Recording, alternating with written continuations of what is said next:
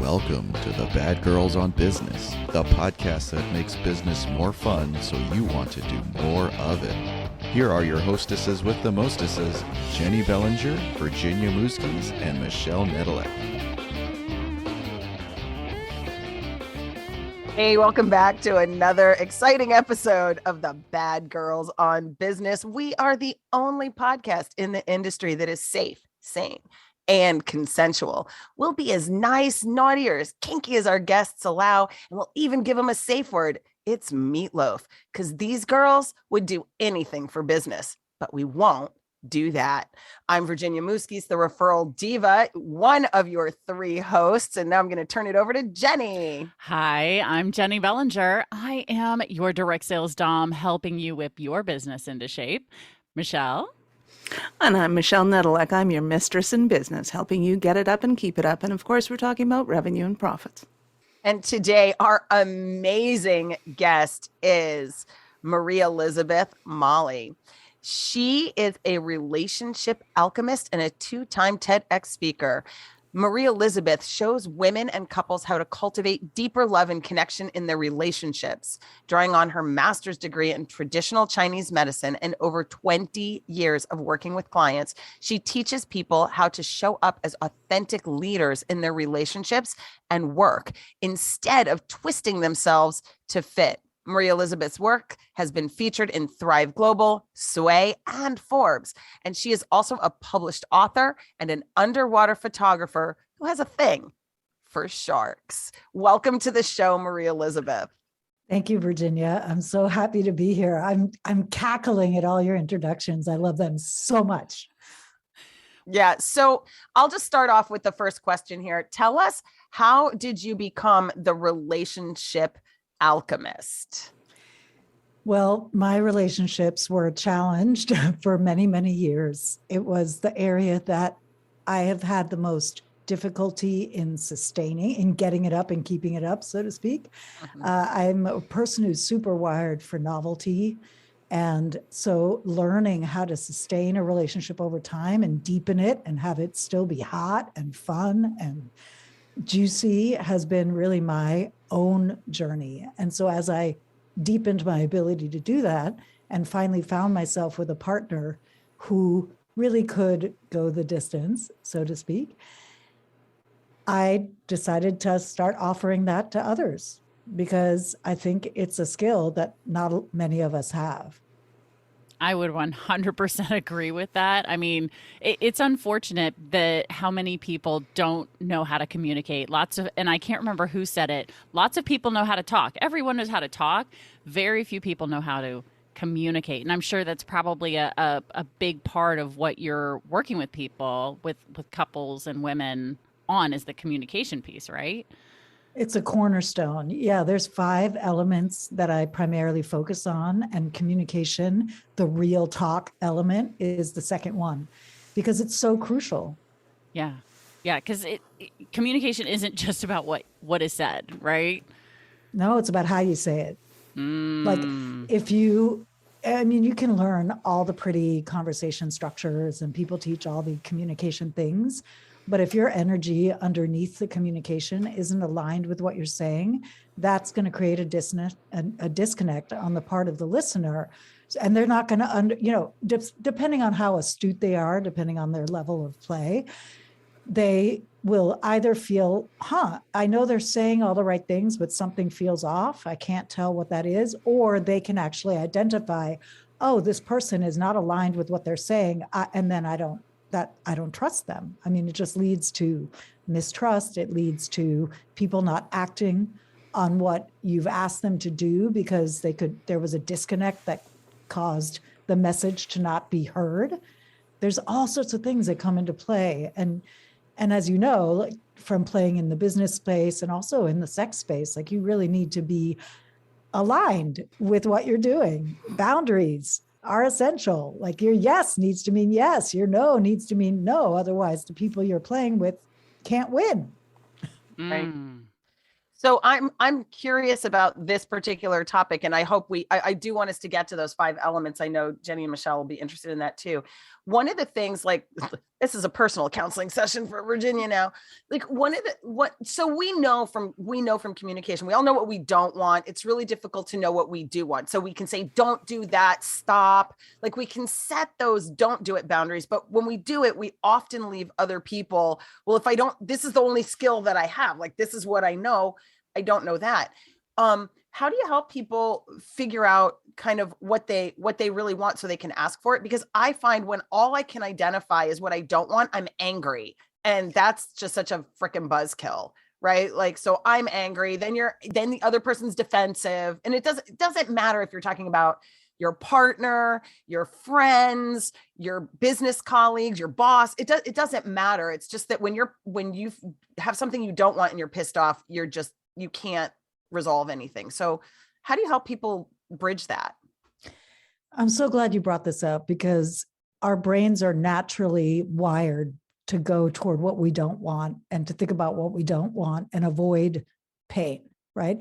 And what most of us actually need to cultivate is the ability to even discern what we do want and to go toward that and to make invitations that are attractive and feel good to people so that you can all be moving toward what you want and what really feels good to everybody. Because I'm also not about, well, my way or the highway, I don't care how it lands. It's like, no, you want it to be a win-win. You want everybody to feel good. So the key shift I suggest you make is understanding that behind every complaint is a veiled desire.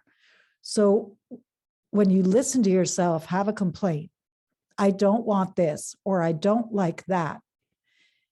The next step, before you lob that thing over there, do this next step first, which is, okay, I don't like this. I don't want that. What's that telling me about what I do want? You can get to what you want from the complaint by going behind it. For example, let's say somebody has their phone at dinner and you're pissed because you're like, hey, pay attention to me. Like, we're having dinner together. Like, get off your fucking phone, right? So instead of saying, get off your fucking phone, which then like doesn't feel good and leads to go down a whole road that's not going to get you the kind of attention you want, instead you notice, oh, I'm getting irritated because they're on their phone. What's my desire here? I want their attention. What's my desire to hear?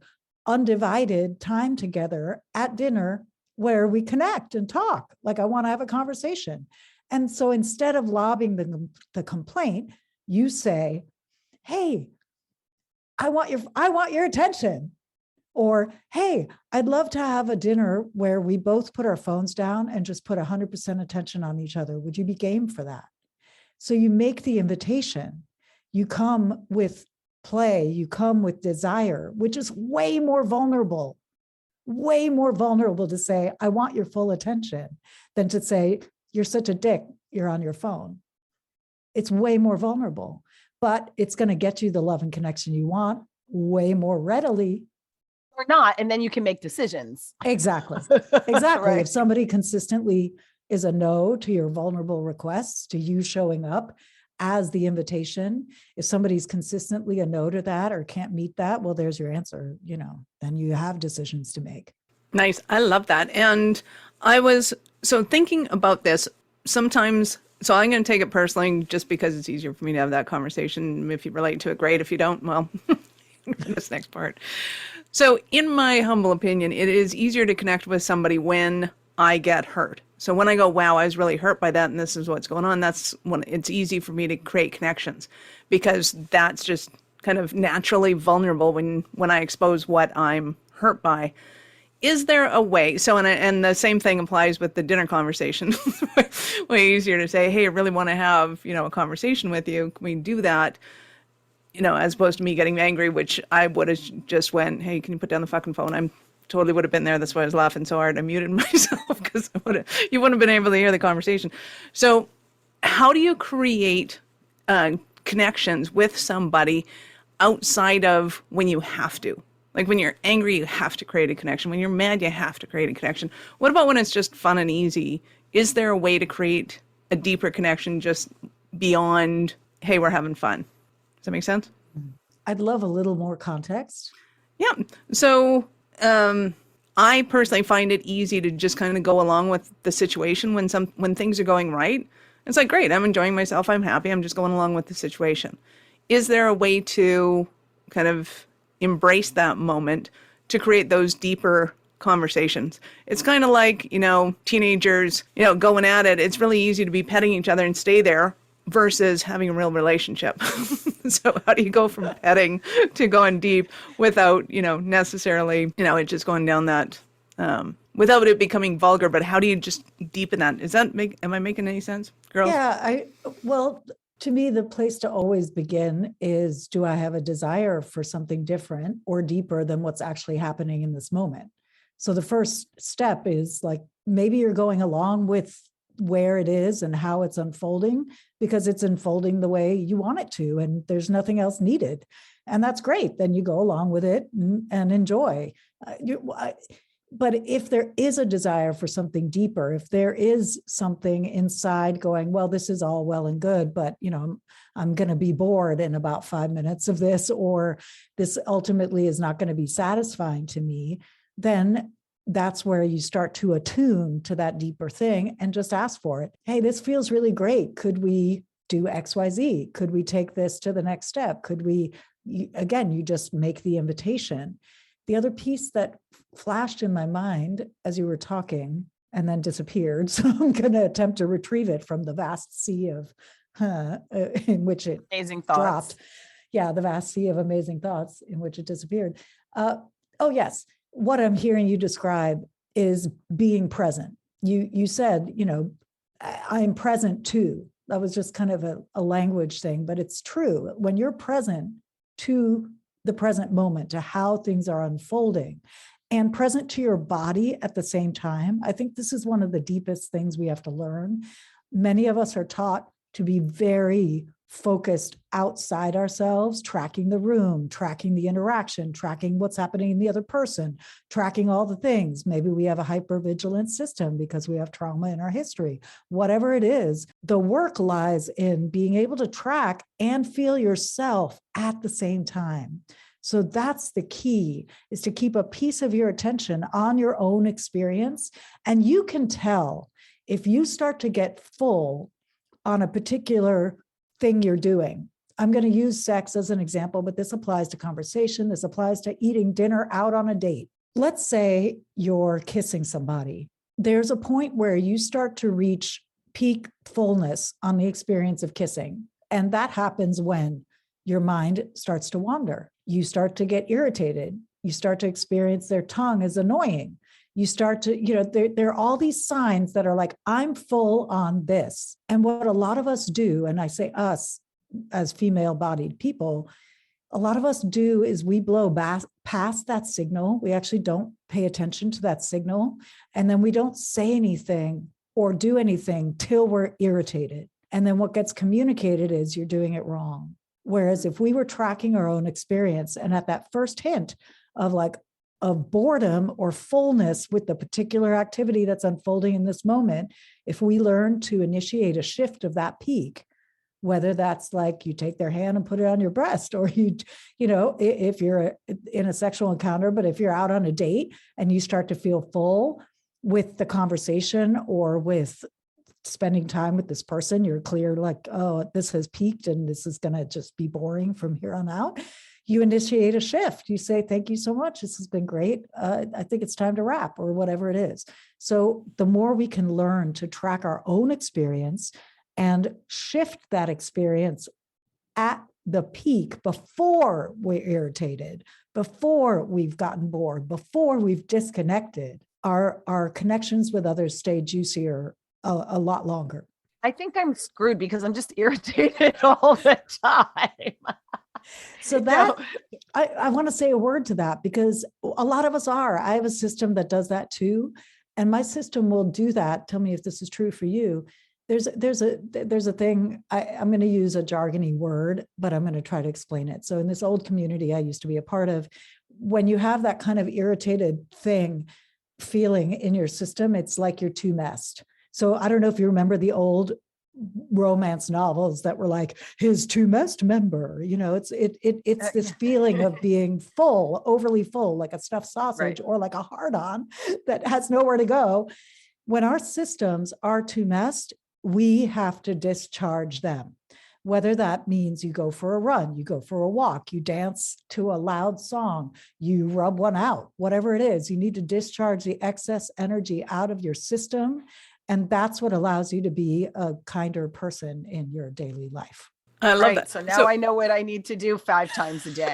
That's yes, awesome. go like for Jenny, it. I totally want to talk to you. Let me rub one out. Let me rub one out. I'll be back. I was going to say that's going to be your new transition phrase. Just let me rub one out. And by the way, did you notice, the animals going by the window? Oh my God. Completely changed love conversation. Michelle, I will tell you one thing that's really, really interesting. A mutual friend of ours, Scott, he's really big on when he does these good company dates. And he's like an NLP practitioner, and he's like really anchors everything. He's like, he makes sure that like he points out how something smells. He points out how do you hear the birds? Oh, listen to that. Whatever the sound of that train. Like he really, when you're with him, he's really pointing out the cool breeze, the whatever. So the fullness of the experience, right? Because we often I think focus, at least me, because I'm a more visual person, on the visual aspect, and I forget to think about those other things. So yeah, I've experienced one of those with Scott, and I was like, this is the coolest thing ever, like smelling the flowers and hearing the birds, and yeah, because we went to a botanical garden. He loves, he has a little Bluetooth speaker, and if there's like sound missing, he's got like songs. It's like, okay, this is going to be my song for this experience. Like he literally like anchors everything, and you totally don't remember anything except you remember that song is purple and it smells like roses, like you have no idea why, but you just have this like really like vivid experience of that. And like so Michelle, I think that's what you were talking about, right? Like, how do I, like, I'm fine. This is fine. We're hiking in Kananaskis, right? Which if you're in Canada and you're hiking in the woods, it's like, I'm hiking in the woods. It's Canada. When you're like me, you're like, oh, look at the colors, feel the breeze, smell that stuff. That's so weird. I'm in Kansas, for God's sake. Like there's nothing here. So I think it's the ability to make the mundane novel by intentionally engaging the senses. And if there's not going to be something there, having your backup plan, like smell this essential oil. This is our date. Just happen to have this in my back pocket. Smell it. Does it smell like chloroform? Just wondering. I so agree. I mean, it's about presence and being in there with our senses, because this is how life also doesn't get boring. I feel like life is boring because we're not paying attention. At any given moment, anything we're doing could be exploded open into the amazingness. I mean, my go-to is if I start to feel kind of meh about what's happening, I'm like, we're on a living planet rotating in space. The moon is moving from here to there. The sun is moving from here to, we're somehow hanging in space and not falling down. Like it's amazing. Right? You can, at any given moment, you can blow yourself away. Yeah. And I think paying attention to all of those different things, and it's a very grounding way to not make, I think, to bring this back to relationship, right? To not make everything about you. Yes. Because I know Virginia's shocked right now. If she wasn't muted at the moment, y'all would be hearing her, excuse me? What do you mean it's not about me?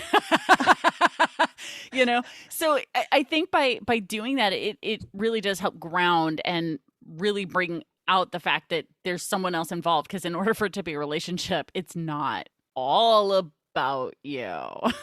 Right? Absolutely. So I want to say a word about that in relation to this idea of feeling for the peak. And when I say peak, I mean PEAK, just to be clear.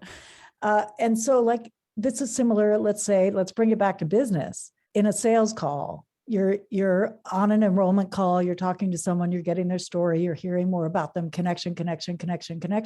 At some point, you feel a peak where the conversation needs to turn, right? We all feel that. Mhm. And chances are, when you're feeling it, it's happening for the other person too. This is how this idea of the peak is relational. So whether you're in an enrollment call, a coaching session with a client, on a date, in bed, that thing you're feeling, that need to be, that itchiness that precedes the need to kind of, that energetic itchiness, I mean, that precedes the need to shift what's happening in some way, is likely coming up for the other person too. This is what's so fun. And this is something that my partner and I play with sometimes in our relationship when we're out and about. We'll use this language like, I feel like this party has peaked, or I'll feel like this dinner has peaked, or I'll feel like, staring at the sunset. Okay, that's peaked. Like, let's go do something else now. And it's fun to play with that with people you're in relationship with to see if you're feeling the peak at the same time. Because, for example, in my marriage, back when I was married to my first husband, I had so much FOMO. I was so driven by FOMO. I could never leave a party till it was dead. And my ex-husband had a much better inner barometer for when a party was about to not be as fun anymore. So we learned as a team to trust his barometer for when to leave a party, because my FOMO made my barometer unreliable. So this is something that can be super fun to play with together, and it keeps your experience with each other and with what you're doing in the world more fun and hot. How do you handle it? Like I was on a conversation earlier today that literally, Maria Elizabeth, the intention of this conversation was, it was supposed to be a 15-minute like I need this, I need to tell you this, and then we need to schedule that, and then we'll, right? Like 90 minutes later, they're just, I literally like muted myself, I vacuumed my house, like they're still talking, like, and then finally, I again, because I tend to be on edge a lot, like it's just my nature. Like you said, you were kind of hyper wired for novelty, and I am too, which means I get rapidly bored with someone who is like going on and on. Like for me, the conversation ended an hour ago, but maybe it's a client, maybe it's a referral partner, maybe it's your kid, right? Like in this case. So it like, how do you, especially, let's just take, okay, it was my kid, and I listened to her, and she's like, you're not listening, are you? I'm like, you lost me an hour ago, babe. Like an hour ago. She's like, oh, okay. Right. Like it's my kid. Yeah. But thanks for just staying on the phone and letting me babble. You're welcome, sweetheart.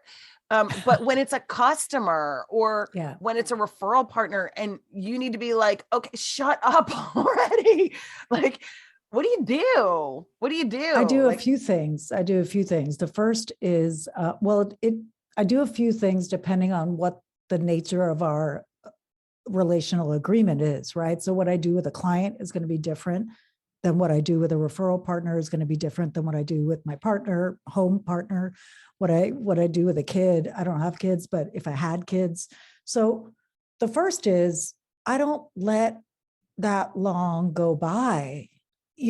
So for example, in our relationship, well, Patrick is well trained, so he can see my eyes start to glaze. I mean, he just is an astute human, and he's just energetically, he's trained. He's just well trained. So not by me necessarily, just by the work he's done in his life.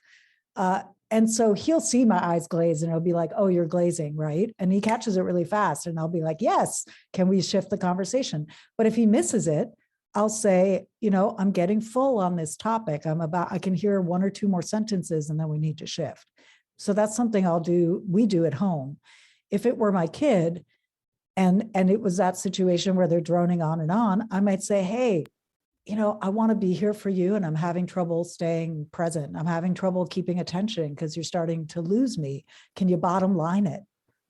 I'll tell clients to bottom line it all the time. If they go off on some tangent, I'll bring them back. I'll just say, hey, you know what? I love hearing about your life, and this is what we're focused on right now. Can you bottom line it? Bottom line the story so we can get back to what's we're doing here. If I'm in a power partner, a situation like that, where the thing was supposed to be 15 minutes, at 15 minutes, I'm like, hey, our call was 15 minutes. I got to go and I'll leave. Yeah. So I don't stay on for 90 minutes. First of all, I usually actually do have to leave, but it's a boundary issue. It's like, respect my time. And so is that helpful? Yeah.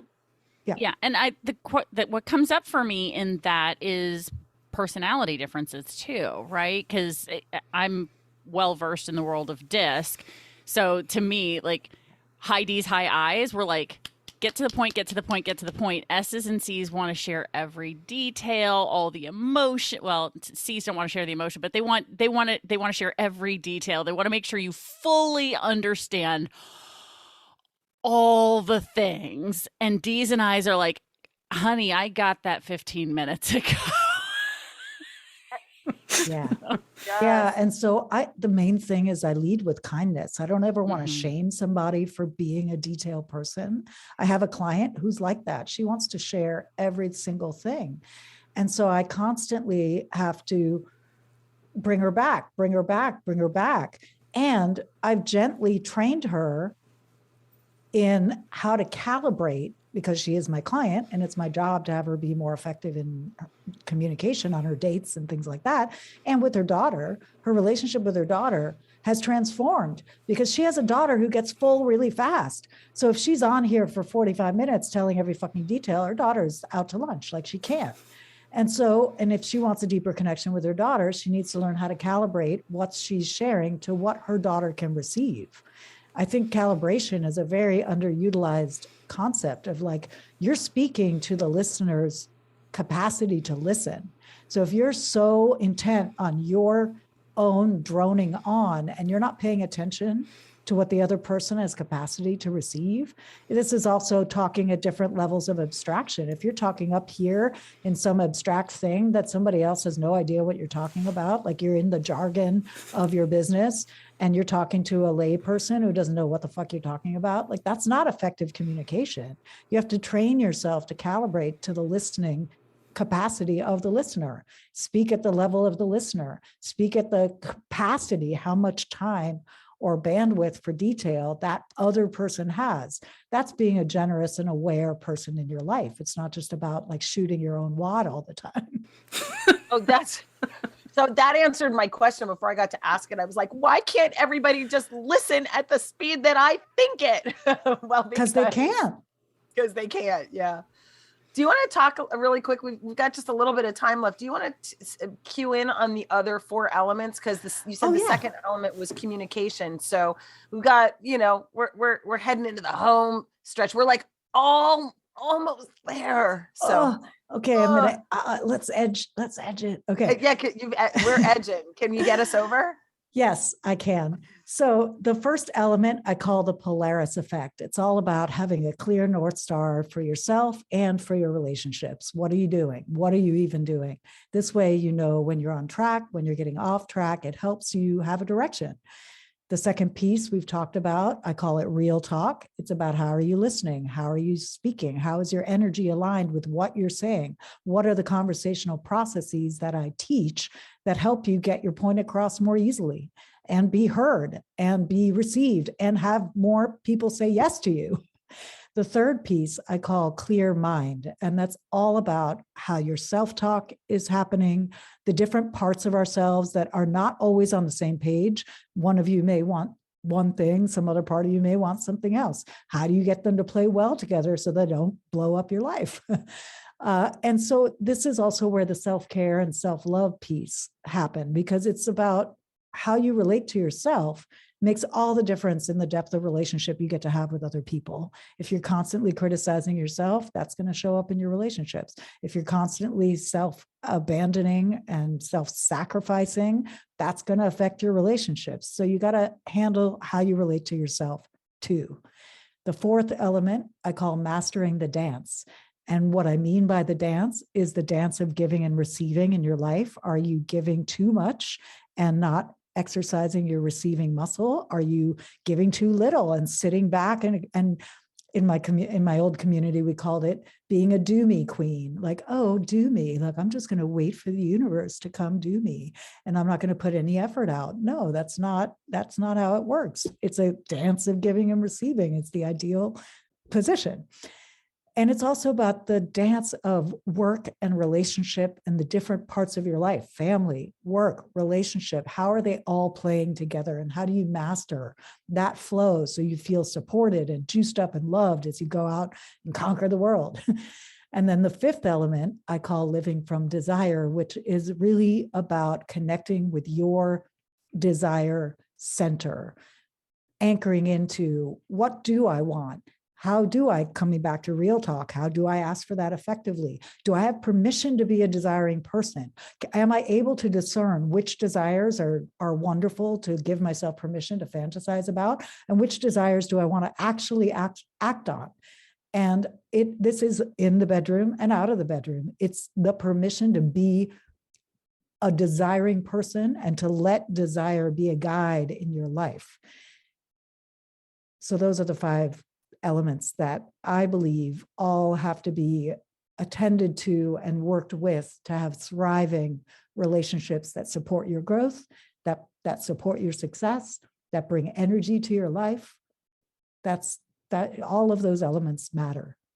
Awesome. Thank you, everybody, for solving all my problems today. And I know it's all about me, and you've articulated the answers to my questions really well. Here I thought it was all about me, Michelle. Oh, Michelle, it's all about us today. Oh, that's so sweet. Oh, so sweet of me, Virginia. Doing it with you. I particularly like the desires, because what I wrote down was write a list of desires. So as opposed to what do you want in life, which is, they usually go for the high level things. I want to have a date night. I want to have this. I want to have that. But I've never written out a list of what do I actually desire, which I think will come up with a different list other than just wants. I think, and this is really interesting. And it might be just, I don't know if it's a high functioning woman thing or whatever. Like one of my deepest desires is to live a life of pleasure, to live, my friend Kate Harlow calls it a pleasured life. Right. So, and we get so rooted in like, I have a commitment and I have a job to do and I have to do this meeting and I have to cook this dinner and I have the grandson on Sunday and that's a commitment, like that we don't really think about what does it mean? What is a pleasured life? And, not everybody gets the privilege of living a pleasured life. And I think there's a Puritan ethic that says, like there are starving children in Africa, so don't you experience pleasure. So there's that. And then there's this other part of me that's like, God and I agreed to stick me in this place, in this country, on this planet, in this moment, at this time. And the ability to live a pleasured life is there for me. Yeah. Is it really a sin to say thank you and indulge in the gift of that? But I think we have it. I know I have like play around that, right? And I don't feel guilty when I'm pleasuring myself. I actually really enjoy that. But my point is, when it comes to choosing responsibility over pleasure, when maybe it's not your responsibility to do anyway, or whatever that is. Like we don't often. Can you find the pleasure in the commitment? Because I'm all about living a life rooted in pleasure. And if there are obligations that are not optional, that are obligations that you want to fulfill because they're true to you, then how do you find the pleasure within those obligations? That's the move, right? People have this idea that a pleasure-fueled life or a desire-fueled life is by nature indulgent, is by nature hedonistic and wanton and irresponsible. And in my experience, it's not. There might be initial, as you take the lid off your desire center and allow your desires out, there might be initial period of recalibration where maybe you are a little hedonistic, you are a little irresponsible, you might eat a lot of chocolate bonbons, till you make yourself sick. But over time, your system will calibrate like, oh, it's like when you're starving, you stuff your face. Like when you're starved for pleasure, you're starved for desire, you will literally stuff your face till you're sick. But eventually you learn, oh, there's more where that came from. I can have pleasure, and then I don't have to stuff myself on it because I'm not going to deny myself tomorrow. There's more room for where that came from. And as you start to live a life that's more based in abundance, more based in desire, more based in pleasure, you start to find what is the pleasure in this obligation. Oh yeah, I got to have my grandkid on Sundays, but wow, look at their little face when they smile, like it just lights up the world. You find pleasure in the small moments. We're back to that. Oh my gosh, you are speaking to what is happening in my life right now. Because I feel like I've hit that point of like, oh, I've been opening up both in business and in life, like, oh, what do I want, and putting it out there, and the universe is going, oh, you want that? Here, have some of that. Here, have some more. Here, have some more. Right? And it's like, oh, okay. Whoa. I'm getting full. Yeah. You got to remember to digest. That is so, I'm loving this. I mean, the number of quotes that I'm pulling from this, I mean, oh my gosh, I think I'm 1, 2, 3, 4, 5. I got 6 quotes from you that are just like perfect. I love them. And the can you find the pleasure in the commitment? I think that's a great way to kind of begin to pull this together, because most people, that's what they're struggling with the most in all of this. And I love how you have that as the last piece of the interview. So Marie Elizabeth, I really want to thank you so much for this. I'm so glad that Virginia found you and brought you in for this conversation. I was going to say, Michelle, do you have a takeaway or a question before we wrap everything up? I do. And Marie Elizabeth, can I ask you some naughty or nice questions? Oh, yes, on how please. you deal with business? When it comes to your marketing, do you prefer domination or seduction? Seduction. When it comes to networking, are you an exhibitionist or a voyeur? Voyeur. When it comes to your leadership style, are you a lady dom or a power sub? I'm a switch. Ooh. When it comes to creating team, oh, she got accolades on that one. And the team goes well on that one. When it comes to your accolades from the switches in the room, that's the deal. That was awesome. When it comes to your team, business team, do you prefer married or mistress? Ooh, I'm hearing mistress, but I'm not quite sure what I'm agreeing to. There's a difference between an employee or a 1099. 1099, a mistress. So you are mistress. There you go. Yeah. Or you like mistresses. When it comes to entrepreneurship, do you prefer monogamy or polyamory? Does that mean like more than one business? Yep. Or definitely polyamory. Nice. I'm a multi-passionate. You're going to be going, things I never knew about myself. I know. I'm a polyamorous entrepreneur. Right on. All right. Marie Elizabeth, you have been absolutely awesome. I'm going to hand it off to Jenny. Yes. Thank you again, Marie Elizabeth. And thank you, Michelle, for asking our fun final questions there. Oh my gosh. Before we go, Marie Elizabeth, how would you like the listener right now if they're going, I want more? I am not yet full of Marie Elizabeth. How can they get in touch with you? The best place is you can message me on Instagram, for example, if that's your preference, or Facebook. On both those platforms, my handle is Relationship Alchemy, MEM. So Relationship Alchemy in my initials. And you can go to my website at relationshipalchemy.com. And I highly suggest you take my assessment. I have one for partnered people and one for single folks. And in about 4 or 5 minutes, you get a clear snapshot of what's working great in your relationships and how you're showing up and how they feel and where you need to place your attention for them to improve. So I really suggest you start there, and then we can connect and have conversations. I think that is awesome. So this has been an amazing conversation for the listener right now.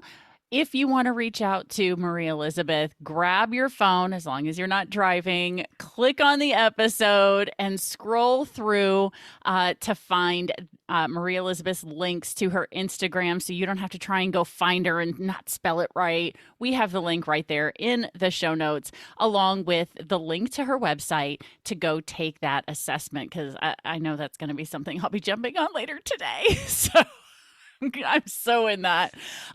So Marie Elizabeth, thank you again for your brilliance. Thank you so much for having me on. This is maybe my favorite podcast conversation that I've ever had. Yes, score. We're all celebrating. You rock. Woo! We are so excited about that. We love knowing that. And we all know, guys, now there's going to be another amazing episode coming up very soon. So stay tuned and check out our next great badass Bad Girls on Business episode. Thank you for listening to the Bad Girls on Business podcast. Don't forget to check the show notes for any links mentioned in this episode and for additional contact information about the guest or our hostesses. If this show got you going, we'd love to hear about it when you subscribe, rate, and review the show on Apple Podcasts or wherever you get your podcasts. Can't get enough of the direct sales dom, the referral diva, or your mistress in business? The Bad Girls have hidden their gift for you at badgirlsonbusiness.com. When you find the Easter egg, use the password BGOB to unlock your treasure chest of goodies.